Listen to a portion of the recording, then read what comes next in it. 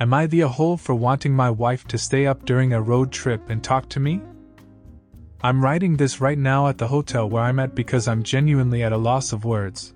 I don't think I'm in the wrong, but at the same time, she looks really pissed at me. My wife, me, and our 2-year-old are going on our first family road trip to California. We rotate driving in shifts, but the problem is that when I was driving, my shift fell during the night, and so I was feeling really lonely and bored as I was driving.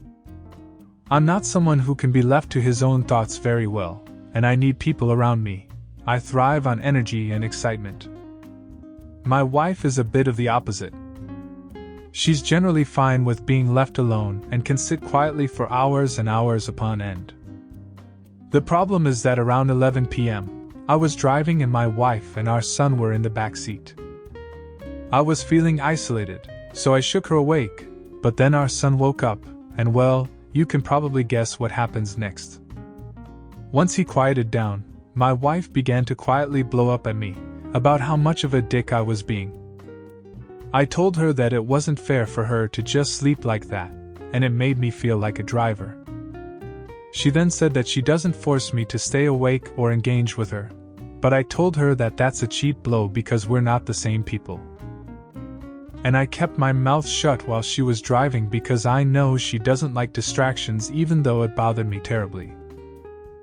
So the least she could do is to stop being selfish and help keep me sane. Despite my perfectly logical answer, she apparently got emotional, and then started screaming some shit about how raising one toddler is hard enough. And that she didn't know there was another one in the car who needed his whims catered to at every moment. And at that point, since she got rude, I decided to disengage. Now our whole trip is falling apart, and she's making me out to be the bad guy. What do you think? Who's the a-hole?